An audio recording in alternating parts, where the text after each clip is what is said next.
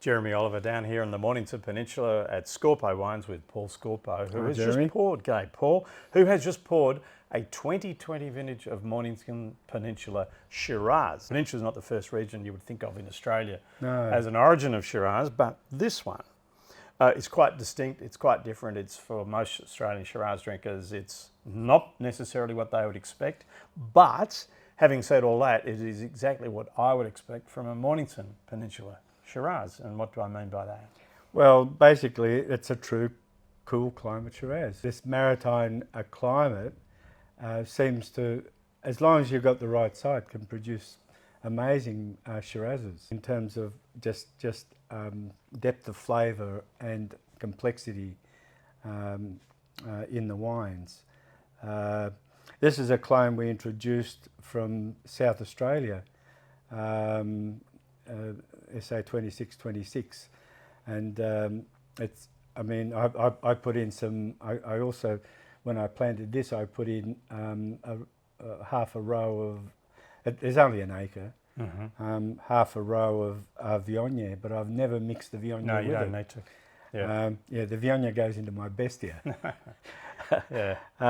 So, and the other interesting thing with this wine, we've never, the last 6 or 7 years, we've not used any new oak, so we only use 2-year-old oak to ferment it in. Yeah. So this was 30% whole bunch, and the rest was destemmed. Mm-hmm. We virtually don't touch that wine until it gets to about 6-7 Beaumay. Mm-hmm.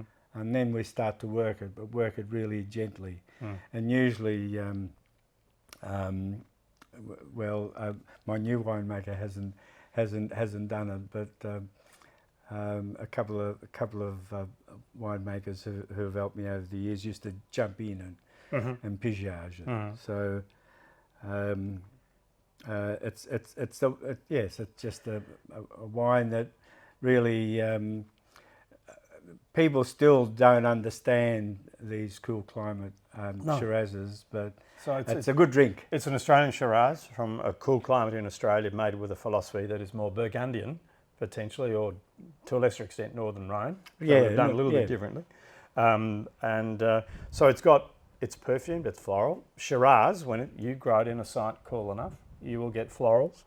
Absolutely. And you've got musk, you've got pepper, you've got spice. You've got a beautiful core of black and red fruit. And once again, consistent with all the wines from Scorpo, you have texture, length and drive and finesse and freshness at the finish. I think they're wines that speak of the site, like with me, if there's wine, there has to be food, unless I'm tasting, sort of like this, and they just enhance the good food that you put with it, and that's really what we're trying to do. We're trying to make a good drink, an excellent drink with that's the object of the exercise. It's a bit better than a good drink. So medium bodied, with a wonderful core right in the middle of your palate of flavour. Very fine tannins, beautifully integrated, extends long, finishes savoury, lingering core of fruit. And once again, from 2020, which for many people in Victoria at least was a catastrophically bad vintage, you've made a delicious wine that shows no problems with vintage whatsoever. It is just a glorious wine. I mean, it's probably, it's got 12.5% alcohol, but the grapes had just so much flavour. And you can see it in the wine as well. Yeah. So that's the other really good thing that's happening across our vineyards now with age, that we're, the flavours are coming in with lower alcohols than when we started. And when we first started, you'd be weighting to 14 and 14.5%. Still on the warmer years, that can happen, like 2019, but.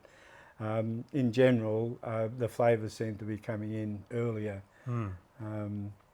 So, then by so doing, then you don't have to muck around with acids and stuff. Correct. Like that. You've got that natural acid in there. It's all there. And I think in that kind of a wine, you've got a wine that's going to probably age more like a Pinot than a Shiraz, and it's going to build a little bit.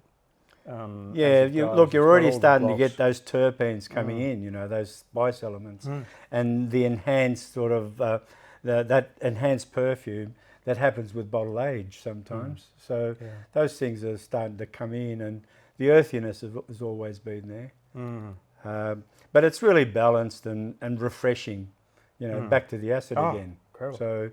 So we try and work it minimally in the winery, and really concentrate on, you know, feeding the soil so that we get good quality grapes. That's fantastic. Well, Paul, thank you very much. You've just proved once and for all that the Peninsula can make classic, gorgeous, more European style than traditional Australian style Shiraz, and it's really worth a look at. Thanks very much. Thank you for coming to taste the wines. Absolute pleasure.